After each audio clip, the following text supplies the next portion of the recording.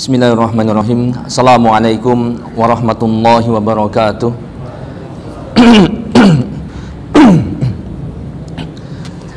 Innal hamdalillah nahmaduhu wa nasta'inuhu wa nastaghfiruh wa na'udzu billahi min syururi anfusina wa sayyiati a'malina. May yahdihillahu fala mudhillalah wa man yudlil fala hadiyalah. Wa asyhadu an la ilaha illallah wahdahu la syarikalah wa asyhadu anna Muhammadan abduhu wa rasuluh. Allahumma salli wa sallim wa barik ala nabiyyina Muhammadin wa ala alihi wa sahbihi wa man tabi'ahum bi ihsanin ila yaumiddin. Amma ba'd. Ikhwati fillah, hadirin yang insyaallah dimuliakan Allah Subhanahu wa taala. Alhamdulillah, bersyukur kepada Allah Subhanahu wa taala, di pagi hari ini kita kembali sejenak berkumpul dalam rangka untuk bertaqarrub, mendekatkan diri kepada Allah Subhanahu wa taala dengan salah satu ibadah yang sangat agung, yakni berthalabul ilmi. Bersama-sama kita akan menyimak satu pembahasan dengan judul Tergoda dan Turun ke Bumi. Ini tentunya bukan satu hal yang baru bagi hadirin sekalian, sebab ini sering disampaikan dan bahkan berulang-ulang. Namun di kesempatan kali ini mudah-mudahan ini bisa menjadi pengingat bagi kita, murojaah, supaya ingatan kita, keyakinan kita, ilmu kita semakin menancap dalam diri-diri kita. Tergoda dan turun ke bumi. Ini adalah satu sebagian rangkaian dari kisah panjang perjalanan Nabi Adam alaihissalam. Dalam hal ini khususnya adalah tentang penciptaan Nabi Adam alaihissalam, ya, sampai akhirnya diturunkan ke bumi. Maka di sini dikatakan tergoda dan turun ke bumi. Adam alaihissalam diciptakan oleh Allah Subhanahu wa taala di langit yang tinggi, di dekat para malaikat dan dekat dengan surganya.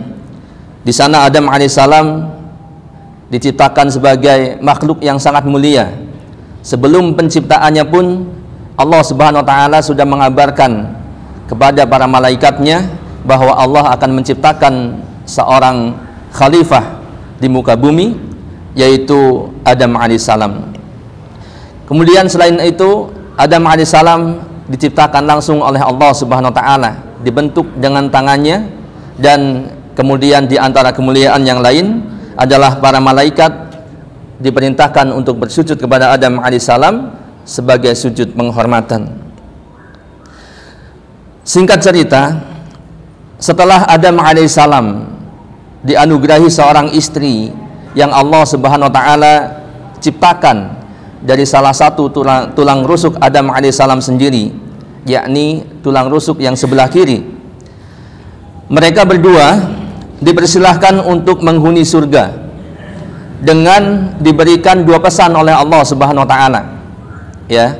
Jadi ini pun menunjukkan bahwa Adam alaihissalam diciptakan bukan di dalam surga. Sehingga setelah selesai penciptaan sempurna, Adam dipersilahkan untuk menghuni surga bersama istrinya. Ada dua pesan yang Allah pesankan kepada Adam alaihissalam dan istrinya. Yang pertama adalah agar tidak mendekati salah satu pohon di surga. Kemudian yang kedua, jangan sampai musuh mereka, yakni iblis, menipu mereka dan mengeluarkan mereka dari surga. Nah ini hadirin yang berbahagia, hal ini dikisahkan dalam surat Al-Baqarah ayat 35 dan surat Thaha ayat 117. Allah berfirman, A'udzu billahi minasyaitonir rajim. Wa qulna ya Adamu uskun anta wa zawjukal jannah wa kula minha ragadan haitsu syi'tuma wa la taqraba hadhihi syajarata fatakuna minadh dhalimin. Yang artinya, dan kami berfirman, hai Adam, diamilah oleh kamu dan istrimu surga ini, ya, dan makanlah makanan-makanannya yang banyak lagi baik di mana saja kamu sukai, dan janganlah kamu dekati pohon ini yang menyebabkan kamu termasuk orang-orang yang zalim. Hadirin yang berbahagia, ini adalah pesan yang Allah Subhanahu wa taala berikan kepada Adam dan istrinya. Ya, selain Allah mempersilahkan Adam dan istrinya untuk tinggal di dalam surga dan juga memakan makanan yang banyak lagi baik. Dan ini adalah di antara sifat-sifat makanan ataupun minuman di dalam surga. Makanannya banyak, lezat dan baik. Sedangkan di dunia terkadang makanan lezat, akan tetapi mungkin saja bagi sebagian orang tidak baik ataupun tidak thayyib. Sedangkan di surga semuanya lezat dan baik. Kemudian Allah berpesan, wala taqraba hadhihi syajarah. Janganlah kamu mendekati pohon ini. Ya, ini jadi yang dilarang untuk didekati ini adalah salah satu pohon saja. Ya, atau pohon tertentu saja, bukan semua pohon. Ya, sehingga jangan sampai ada yang mengatakan kok di surga serba dilarang, begitu ya. Dan ini adalah salah satu ujian bagi Adam alaihissalam dan istrinya. Ini yang pertama. Kemudian yang kedua, Allah berfirman, wa qulna ya Adamu inna hadza aduwwun laka wa li zaujika fala yukhrijannakuma minal jannati fatashqa. Maka kami berkata, hai Adam, diamilah, hai Adam, mohon maaf, sesungguhnya ini iblis adalah musuh bagimu dan bagi istrimu. Maka sekali-kali janganlah sampai dia mengeluarkan kamu berdua dari surga yang menyebabkan kamu berdua menjadi celaka. Ini pesan yang kedua. Jadi Allah sudah berpesan kepada Adam alaihissalam, ya, agar berhati-hati bahwa ini iblis adalah musuh bagi mereka berdua, sehingga jangan sampai nanti, ya, iblis ini mengeluarkan mereka berdua dari surga. Akan tetapi hadirin yang berbahagia, pada kenyataannya Adam alaihissalam terpedaya oleh tipuan iblis yang membujuk dan merayunya. Maka didekatinya pohon itu, bahkan kemudian mereka berdua mencicipi buahnya. Adam alaihissalam dan Hawa pun menyesal serta mengakui kesalahan mereka, lalu meminta ampun kepada Allah Subhanahu wa taala, dan Allah Subhanahu wa taala pun mengampuni mereka. Kemudian Allah Subhanahu wa taala memerintahkan mereka untuk keluar dari surga dan turun ke bumi. Ini bisa kita lihat dalam surat Al-A'raf ayat 20 sampai 22, kemudian surat Thaha 120 sampai 122. Allah berfirman, fawaswasalahuma syaitan liyubdiyalahuma ma wuriya anhuma min sawatihima wa qala ma nahakuma rabbukuma an hadhihi syajarah illa an takuna malakaini aw takuna minal khalidin wa qasamahuma inni lakuma laminan nasihin fadallahuma bi ghurur falamma daqa syajarata batat lahuma sawatuhuma wa tafiqa yakhsifani alaihima min waraqil jannah wa nadahuma rabbuhuma alam anhakuma an tilkuma syajarati wa aqul lakuma inna syaitana lakuma aduwwum mubin. Maka setan membisikkan pikiran jahat kepada keduanya. Yang dimaksud di sini adalah iblis membisikkan pikiran jahat kepada keduanya untuk menampakkan kepada keduanya apa yang tertutup dari aurat mereka, dan setan berkata, Rabb kalian tidak melarang kalian untuk mendekati pohon ini, melainkan supaya kalian berdua tidak menjadi malaikat atau tidak menjadi orang-orang yang kekal di dalam surga. Dan dia, setan, bersumpah kepada keduanya, sesungguhnya saya adalah seorang penasehat bagi kalian.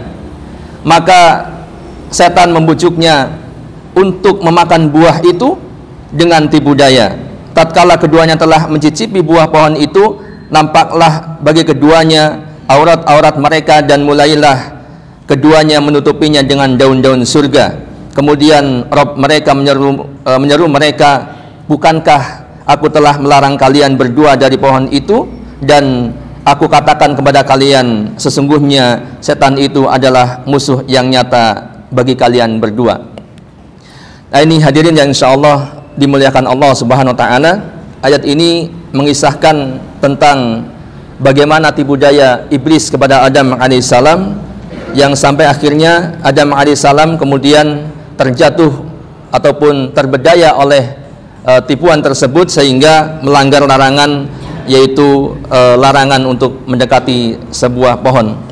Kemudian pun demikian dalam surat Thaha 120 dan 122 Allah berfirman, fawaswasa ilaihi syaitan qala ya adamu hal adulluka ala syajaratil khuldi wa mulkin la yabla fa akala minha fabadat lahuma sawatuhuma wa tafiqa yakhsifani alaihima min waraqil jannah wa asa adama rabbahu fagawa summa jtabahu rabbuhu fataba alaihi wa hada.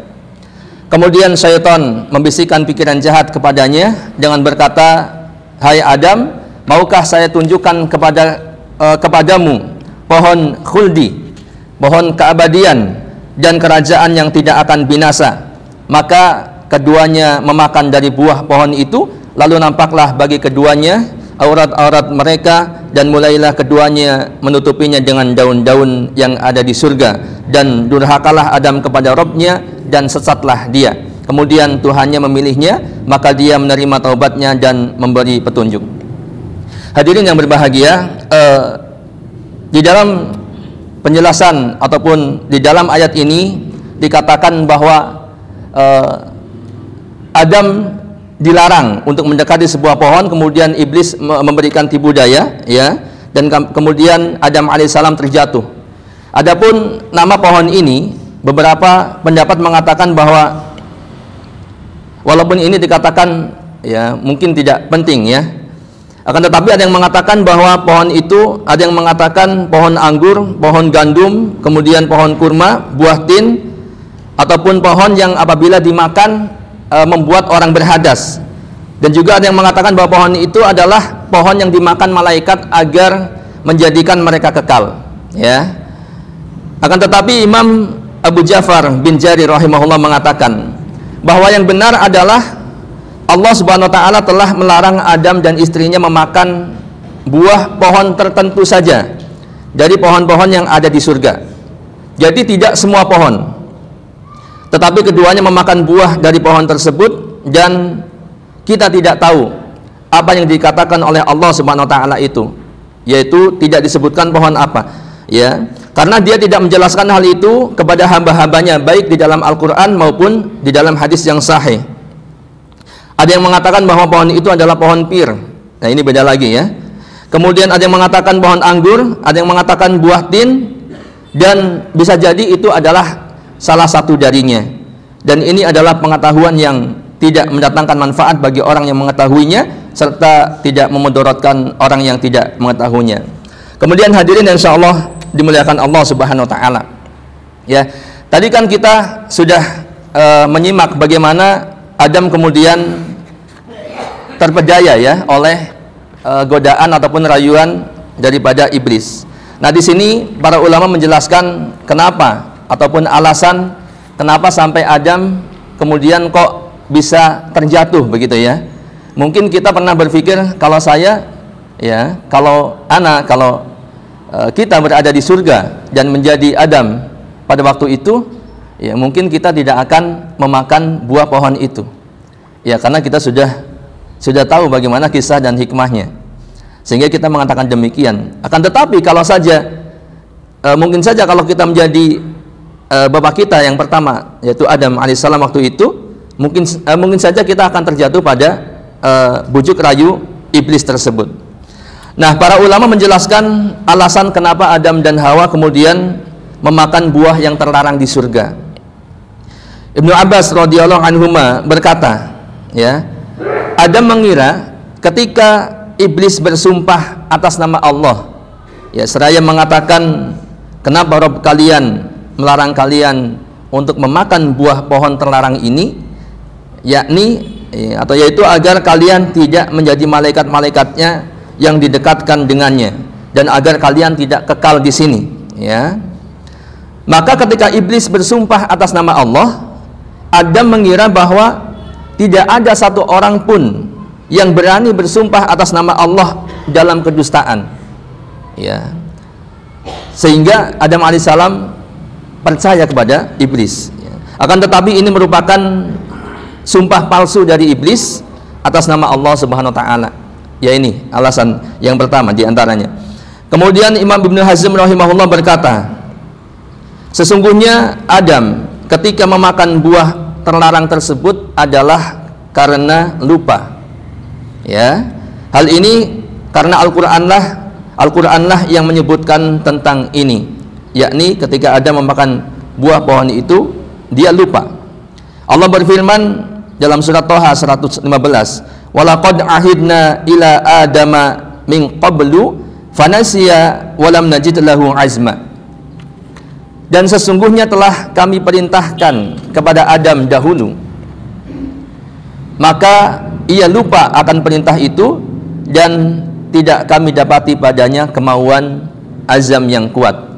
Jadi ketika Adam kenapa sampai terjatuh? Karena dia lupa, ya, akan larangan itu ataupun akan pesan-pesan dari Allah Subhanahu wa taala. Dan lupanya Adam ini adalah karena takwil kebaikan, ya. Jadi tidak bisa kita menyalahkan bapak kita Adam alaihissalam karena takwil kebaikan, karena dia mengira sebagaimana yang dikatakan oleh iblis. Mengapa Allah Ta'ala melarang untuk memakan buah pohon tersebut adalah agar kalian tidak menjadi malaikat atau agar kalian tidak kekal di dalam surga, ya. Sedangkan Adam mengira ketika memakan buah tersebut dan kemudian menjadi malaikat, ini adalah suatu kebaikan, ya, suatu kemuliaan, ya, karena malaikat adalah makhluk yang sangat dekat dengan Allah Subhanahu wa taala, ya. Nah, dan kemudian yang kedua juga adalah Adam mengira ketika memakan buah tersebut, Adam percaya bahwa kelak akan menjadi orang yang kekal di dalam surga. Maka, ya, kelupaannya itu pun adalah karena takwil kebaikan, gitu ya. Para ulama mutaakhirin, ya, mereka mengatakan yang paling benar adalah bahwasanya Adam ketika mendengar iblis bersumpah di hadapannya atas nama Allah Subhanahu wa taala, dan ketika iblis menguatkan perkataan-perkataannya, ya, dengan sumpah-sumpah itu, ya, diantaranya, ya, bersumpah atas nama Allah Subhanahu wa taala, dan Adam tidak pernah mengira kalau ada orang yang berani bersumpah atas nama Allah Subhanahu wa taala dan dia berdusta atas sumpahnya tersebut. Ya, seperti kita mungkin akan percaya kalau ada orang yang mengatakan wallahi, demi Allah, ya, saya begini-begini atau saya tidak begini dan tidak begitu. Pun demikian Adam alaihissalam, ya, tidak mengira kalau ada orang yang berani berdusta, ya, bersumpah atas nama Allah Subhanahu wa taala.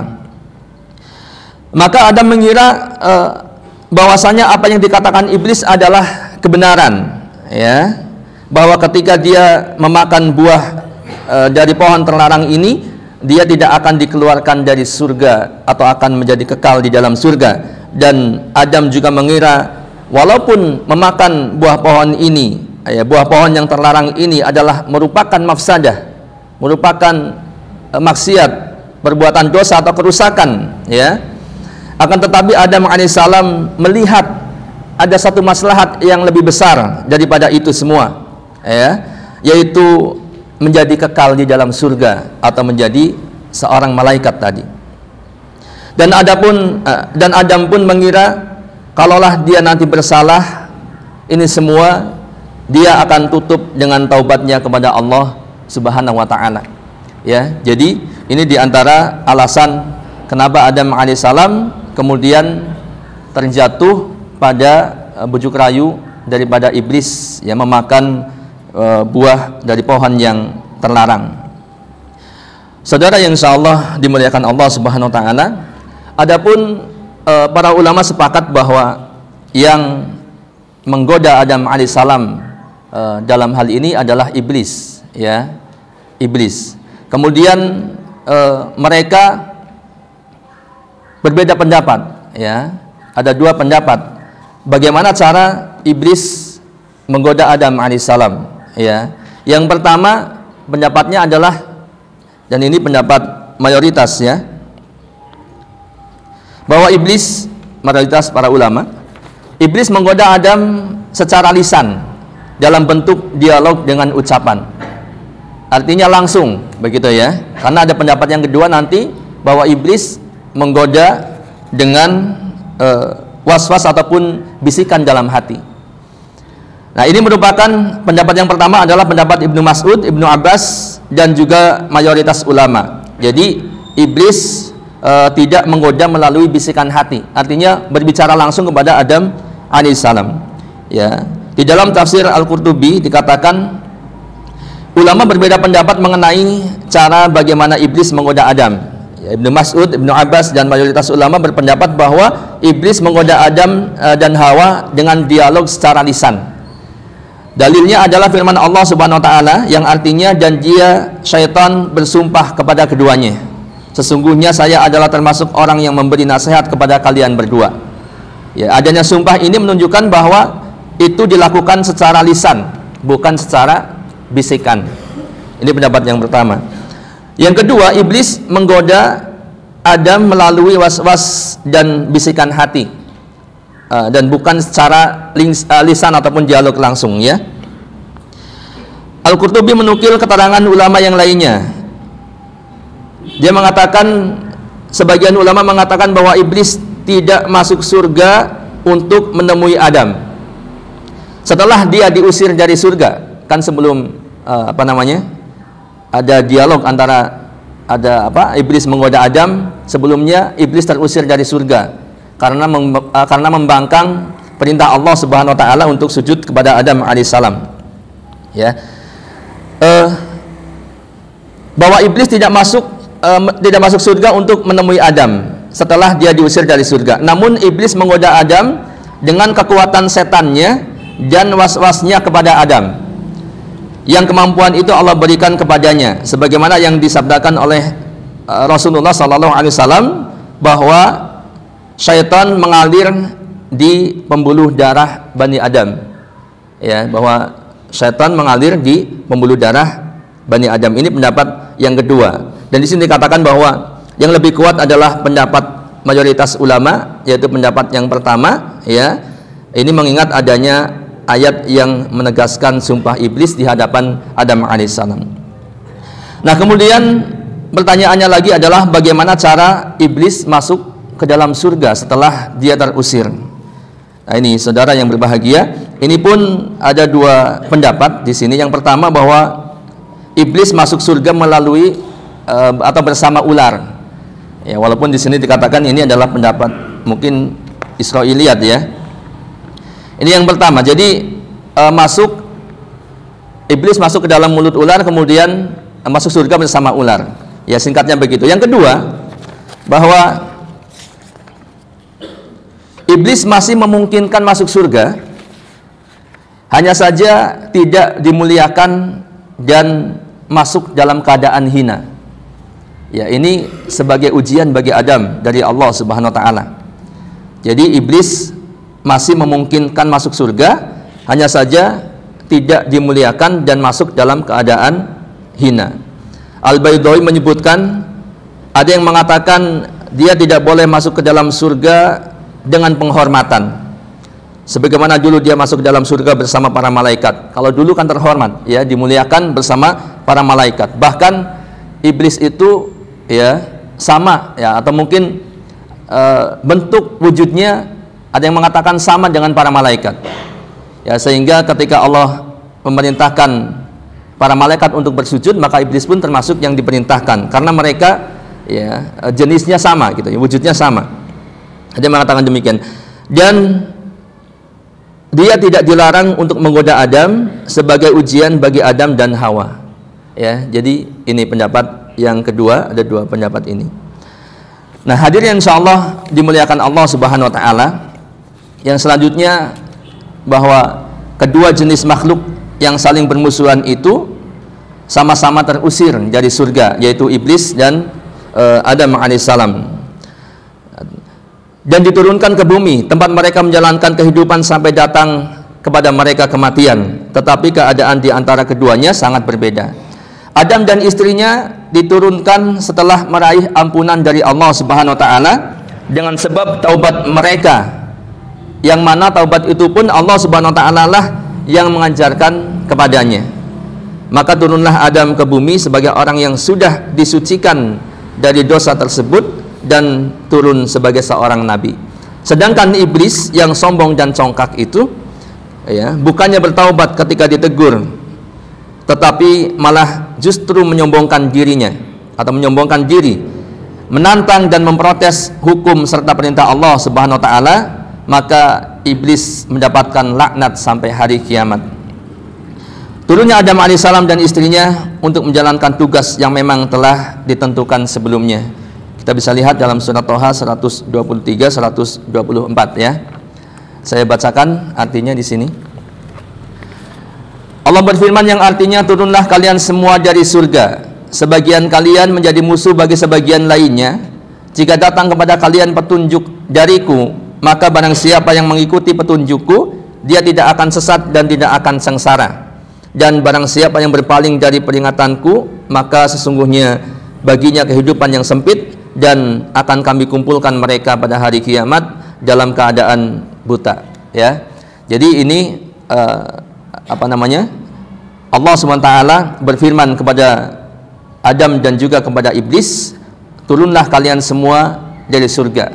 Ya, sehingga pada kesempatan hari ini judul pembahasan kita adalah tergoda dan turun ke bumi ya. Dan di sini ada pesan Allah SWT ya kepada mereka, yakni jika datang kepada kalian petunjuk dariku, maka barang siapa yang mengikuti petunjukku, dia tidak akan tersesat dan tidak akan sengsara. Dan sebaliknya, barang siapa yang berpaling dari peringatanku, maka sesungguhnya baginya kehidupan yang sempit, dan akan kami kumpulkan mereka pada hari kiamat dalam keadaan buta. Nah ini ya.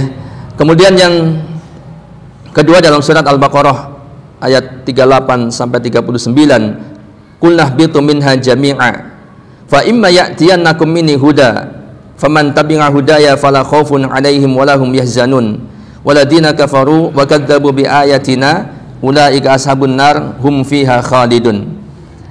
Allah berfirman, turunlah kalian semuanya dari surga, kemudian jika datang petunjuk kepada kalian, maka barang siapa yang mengikuti petunjukku, niscaya tidak ada kekhawatiran atas mereka dan tidak pula mereka bersedih hati. Adapun orang-orang yang kafir mendustakan ayat-ayat kami, ya, mereka itulah penghuni neraka, mereka kekal di dalamnya. Dan Adam alaihissalam dan istrinya pun turun dalam keadaan diterima taubatnya. Ya, ini yang nanti membedakan dengan iblis ya. Jadi Adam alaihissalam Allah Subhanahu wa taala anugerahi berupa kalimat taubat ya. Fatalaqa Adamu min rabbih kalimatin fataba alaihi innahu huwat tawwabur rahim. Kemudian Adam menerima beberapa kalimat dari Rabb-nya, maka Allah menerima taubatnya. Sesungguhnya Allah Maha penerima taubat lagi Maha penyayang. Sumajtabahu rabbuhu fataba alaihi wahada. Kemudian Rabb-nya memilihnya dan menerima taubatnya serta memberinya petunjuk. Adapun ya kalimat taubat yang Allah Subhanahu wa taala ajarkan kepada Adam adalah Quran surat Al-A'raf ayat 23. Qala rabbana zalamna anfusana wa illam taghfir lana wa tarhamna lanakunanna minal khasirin. Nah ini. Nah, sedangkan iblis ya terusir dari surga dalam keadaan terlaknat dan terhina, dan kita sudah tahu semuanya. Allah berfirman dalam surat Al-A'raf ayat 12 sampai 18 ya. Saya bacakan. Allah berfirman yang artinya, apakah yang menghalangimu untuk sujud kepada Adam di waktu aku menyuruhmu? Iblis menjawab, saya lebih baik daripadanya. Engkau ciptakan saya dari api sedangkan dia engkau ciptakan dari tanah. Allah berfirman, turunlah kau dari surga itu. Tidak sepatutnya kau menyombongkan diri di dalamnya. Keluarlah, sesungguhnya kau termasuk orang-orang yang hina. Iblis kemudian menjawab, beri tangguhlah saya sampai waktu mereka dibangkitkan. Allah berfirman, baiklah, kamu termasuk mereka yang diberi tangguh.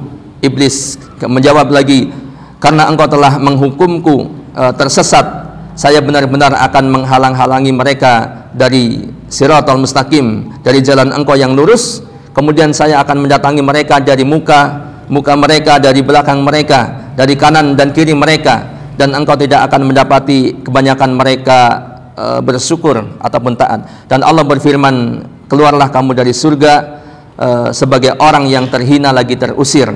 Sesungguhnya barang siapa di antara mereka mengikuti kamu, benar-benar aku akan menghiasi neraka jahanam dengan kalian. Baik, hadirin yang insyaallah dimuliakan Allah Subhanahu wa taala, ini sedikit kisah tentang Adam alaihissalam, ya, bagaimana hikmah yang bisa kita petik di dalam kisah ini. Di antaranya adalah agar kita berhati-hati terhadap iblis ataupun syaitan, ya, agar kita selamat dari tipu dayanya ataupun selamat dari jebakan-jebakannya, karena syaitan merupakan musuh yang nyata bagi manusia, bagi kita sekalian, dan mereka tidak akan ridho sedikit pun, tidak akan membiarkan kita untuk melakukan kebaikan ataupun ketaatan kepada Allah sekecil apapun, sehingga kita harus senantiasa menguatkan diri dan terus berhati-hati. Kemudian yang kedua, ketika kita terjatuh pada perbuatan dosa dan maksiat, hendaknya kita jangan mengambil sikap seperti iblis yang terus sombong, terus bermaksiat kepada Allah, padahal teguran dan nasihat demi nasihat datang kepada kita. Artinya kita harus mengikuti jejak langkah orang tua kita. Setelah kita bermaksiat, kita segera bertaubat kepada Allah Subhanahu wa taala. Wallahu a'lam bishawab. Mohon maaf atas segala kekurangannya. Subhanakallahumma bihamdika asyhadu an la ilaha illa anta astaghfiruka wa atubu ilaik. Assalamualaikum warahmatullahi wabarakatuh.